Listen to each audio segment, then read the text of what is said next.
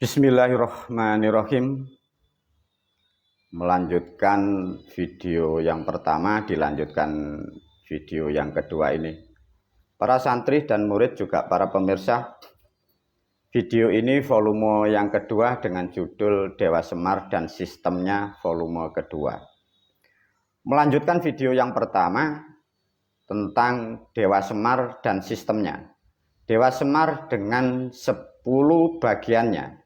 Dewa Semar dengan 10 putranya yang mengatur siklus, yang mengatur sistem apa-apa yang ada di bumi, apa-apa yang dibutuhkan bangsa manusia dan apa-apa yang dibutuhkan makhluk yang di muka bumi. Apa yang dimaksud dari video ini para pemirsa? Tatkala guru sebelum masuk diajarkan dulu memberi penyemangat. Tatkala manusia di era sekarang mendengar atau melihat gambar wayang atau mendengar suatu bahasa atau kalimat semar, terbentuklah pikiran yang macam-macam. Tapi manusia tidak paham. Agar kalian paham ya para pemirsa, ada video guru yang menerangkan Semar dengan Punokawan. Punokawan sudah pada mengetahui. Punokawan maknanya, maksudnya pun ono sekawan. Sudah ada 4. Sudah ada 4 unsur. Apa-apa belum ada, yang ada sudah hanya 4. 4 itu yang menjadikan bangsa manusia di muka bumi ini. Disebutlah Punokawan. Ada beliau yang Semar di situ. Dari Dewa 4 itu, dari Punokawan itu, untuk memperjalankan sistemnya, untuk mengatur bangsa manusia, terbentuklah konsep namanya Islam, terutama dimasukkan di dalam Isya. Sudah diulas oleh guru di video yang lain. Isya-isakno ngerteni petang perkara, Isya-isakno petang perkara, Isya-isakno memahami 4 unsur. Bila ditarik, disimpulkan para pemirsa, dari 4 itu kalau dijabar luas itu mengacu kepada Punokawan. Punokawan di situ ada beliau yang Musi Nuwun Semar. Yang Musi Nuwun Semar di situ punya 10 bagian, 10 putra yang mengatur sistem jagat raya ini. Bila dipahami, sudah dipastikan memang sejarah ini hilang, bahwa yang mengatur peradaban di muka bumi, semua pada hakikatnya ya beliau itu, Dewa Semar dan 10 bagian itu. Diterangkan dalam sejarah, artinya yang membuat peradaban di muka bumi sesungguhnya adalah para moyang kalian. Tapi karena kemampuan pikiran Anda sudah rusak, mendapatkan cerita yang salah, cerita yang dibolak-balik, sehingga generasi kalian tidak akan pernah tahu siapa leluhur kalian sesungguhnya. Dengan demikian semoga para pemirsa, khususnya murid dan santri, Anda tersadarkan bahwa kita tidak seperti bangsa jahiliyah. Kita tidak seperti bangsa Amerika, kita pun juga tidak seperti orang Afrika. Kita dari pribumi Pancasila memang sebenarnya makhluk-makhluk yang diharapkan dari alam untuk mengatur siklus yang ada di dunia. Karena ada kesalahan mindset dari agama jahiliyah, itulah kalian menjadi rusak, bumi rusak. Bahkan sampai sekarang 2023, dunia rusak gara-gara agama itu. Maka kemarin sampai sekarang masih banyak terjadinya permusuhan, peperangan, pembunuhan gara-gara agama yang merusak itu. Yang jadi aneh, agama yang merusak kok katakan tuntunan. Itulah problemnya. Kembali kepada substansi para pemirsa. Khusus bagi para murid dan santri, tatkala dari dewa ini, beliau yang Semar ada 10 ya. 10 bagiannya. Diterangkan guru melalui isaknya 4 perkara. Artinya Semar, Punokawan, 4 perkara, Islam, Jawa, Semar, semua terkonek. Dari video di grup sudah diajarkan dan disampaikan oleh guru. Putra Semar ada sesebutan Eyangmu Bathara Surya, yang menguasai, yang menjaga siklus perjalanannya matahari. Manusia sekarang menyebutnya Dewa Matahari. Yang mengatur, yang menjaga sistemnya di sana, beliau itu bagian dari Sinuwun Semar. Digambarkan beliau adalah putranya beliau, Kanjeng Sinuwun Eyang Semar. Tatkala manusia menyadari bahwa matahari adalah kebutuhan bagi bangsa manusia yang di atas bumi, kira-kira nilainya di mana matahari? Nilainya sampai di mana? Itu saja masih mempunyai nilai. Itu adalah putra atau bagian Sinuwun Semar. Semar, matahari, ada hubungannya dengan Islam. Mengapa Islam atau kalimat-kalimat Islam itu mudah diterima di segala penjuru alam? Karena kalimat Islam sesungguhnya miliknya orang Jawa. Karena sejarah yang digubah, kitab-kitab dirusak, dan pribumi yang di Pancasila sudah bodoh, maka rusaklah sejarah itu. Baik, guru mengajak kalian para pemirsa ya. Mengapa bahasa Islam itu mudah diucapkan dan terkonek dengan sistem alam? Coba ya, beliau yang Semar punya bagian yang mengatur matahari, disebutlah Eyangmu Surya. Untuk mengikat dengan sejarah leluhur kita, diajarkan, diwariskan oleh orang-orang terdahulu, guru mengajarkan dengan simbol sandi kinangan. Di dalam kinangan di situ ada namanya mbako. Tatkala mbako sudah dibentuk bulat menjadi susur, itulah maknanya Surya. Dalam artian tatkala sebagai generasi untuk mendekat, untuk mengingat jasanya agar kita dimudahkan, agar kita bisa menyatu kepada Dewa Surya atau Dewa Matahari. Susur itulah connect, suatu alat untuk penyambung kepada Dewa Matahari. Kalau toh matahari yang mengatur itu adalah leluhur kita, mengapa kalian menjadi bodoh?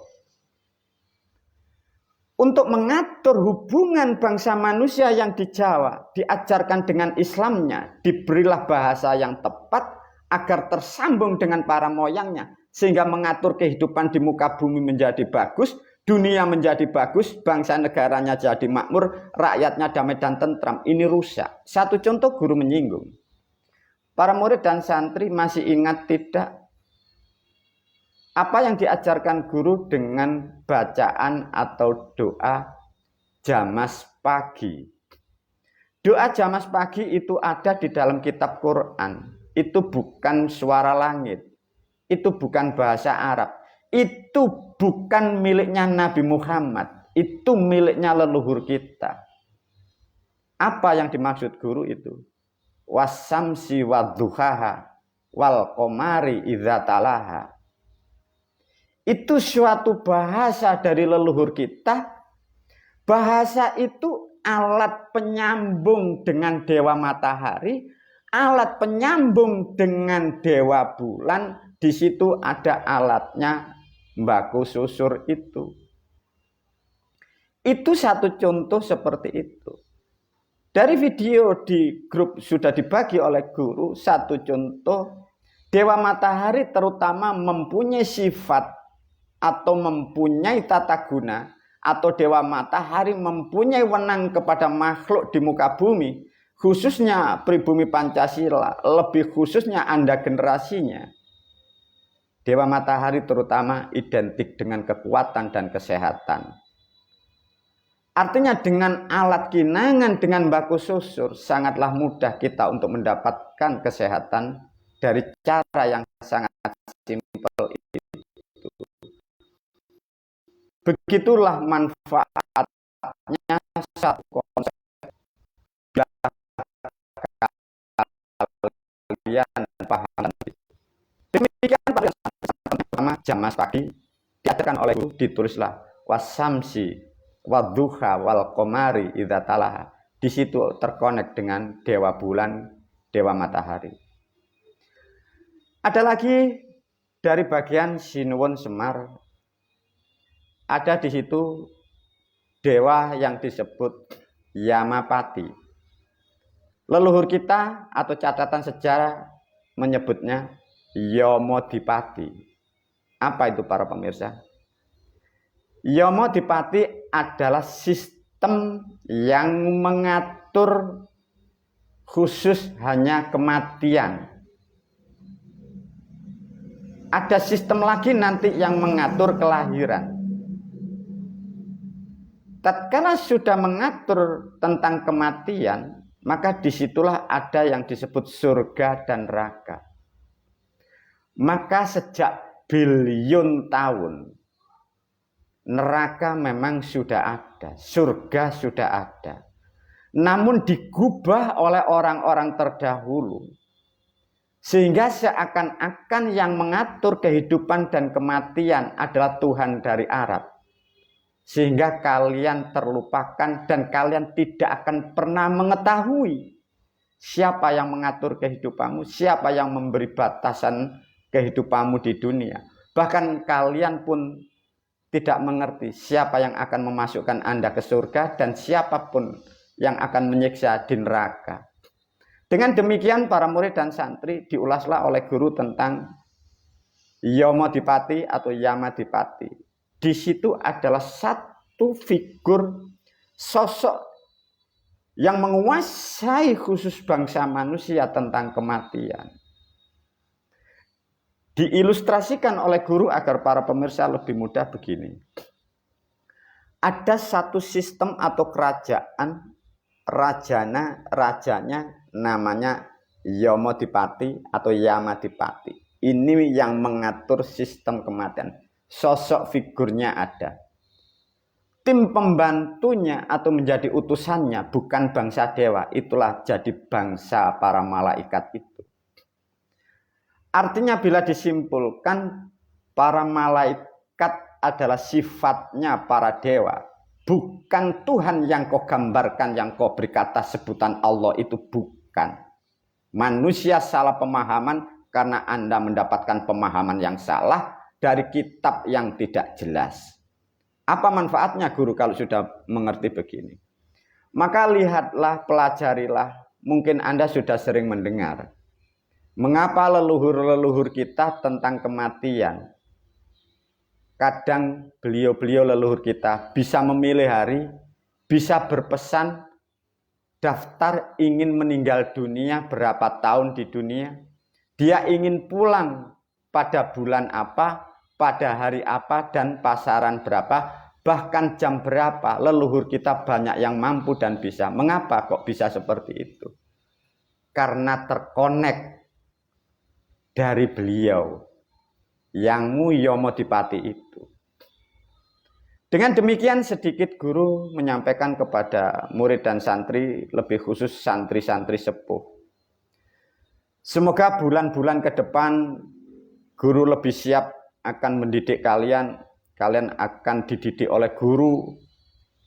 Kalian akan saya connect. Kalian saya hantar sampai dimampukan terhubung dengan 10 dewa atau 10 bagian dari Sinuwun Semar. Guna untuk apa para murid dan santri? Ketahuilah bumi pada tahun ini 2023 ini, bumi ini sudah rusak. Ini harus didaur ulang, harus ditata kembali.